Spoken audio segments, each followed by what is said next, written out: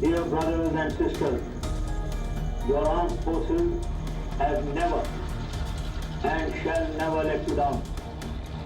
The military has taken control of Pakistan in 3 separate coups since independence and has maintained an iron grip on politics during civilian governments.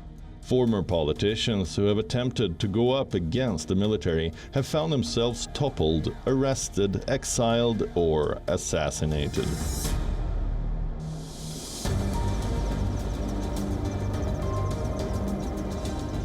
In Pakistan, the army holds an important position.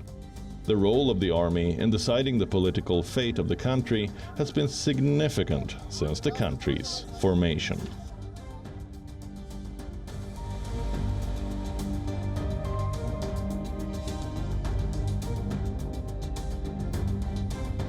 In 1958, Pakistan saw its first military coup when General Ayub Khan seized the position from President Iskander Mirza.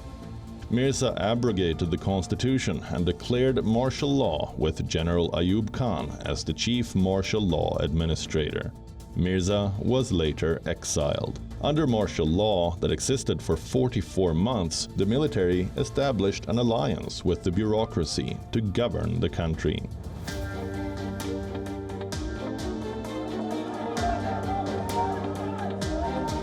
In 1977, the second military coup took place in Pakistan.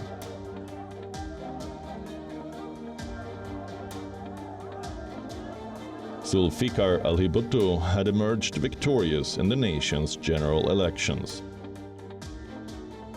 However, General Zia-ul-Haq and his army dissolved the parliament and placed Bhutto under house arrest. Zia went on to suspend the constitution and imposed martial law. Economy is in total collapse. We shall preserve the integrity and sovereignty of our country. In 1999, Army Chief Pervez Musharraf came to power following a bloodless coup and ousted Nawaz Sharif's government. Interestingly, the then Prime Minister, Nawaz Sharif, had superseded several senior officers to appoint Musharraf as Army Chief. The government of Prime Minister Nawaz Sharif was toppled in a military coup after weeks of mounting tension between Pakistan's civilian leadership and its powerful armed forces.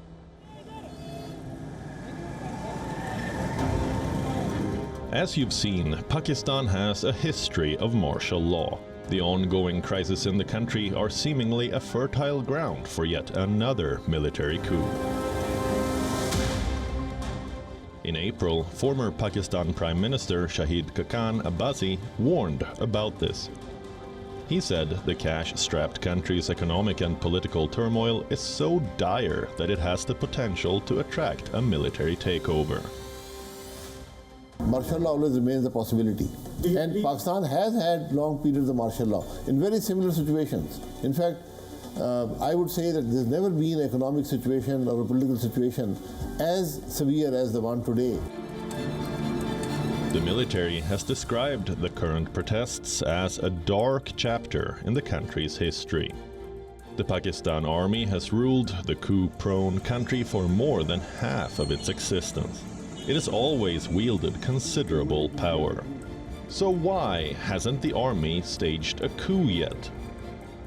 Now, with the social media generation, you see how the people came out for protest on the streets, and they even entered the Corps Commander's house. Also, the DGISPR has stated unequivocally that martial law is not at all an option, or coup is not an option. What role, further role the army takes? A coup, I ask myself, why would they take over directly when they can control things from behind? B, also, this is not a moment anyone who governs Pakistan can succeed. There are too many difficulties. So why would the army take on that responsibility itself?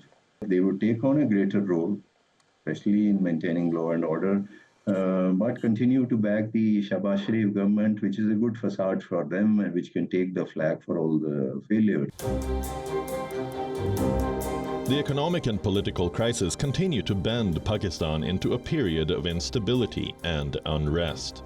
While the Pakistan army has overthrown civilian governments in the past, things look different this time around. The military is looking jittery.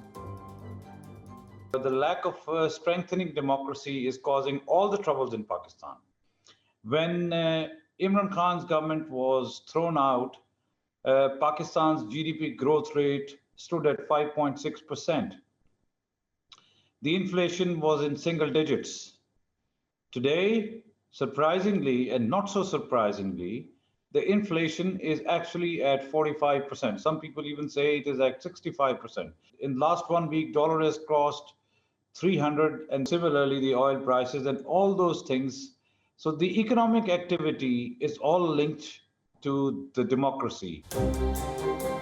The army has vowed to bring to justice those involved in the recent attacks on military installations. It is said that the perpetrators will be brought to justice through trials under the stringent Army Act and Official Secrets Act.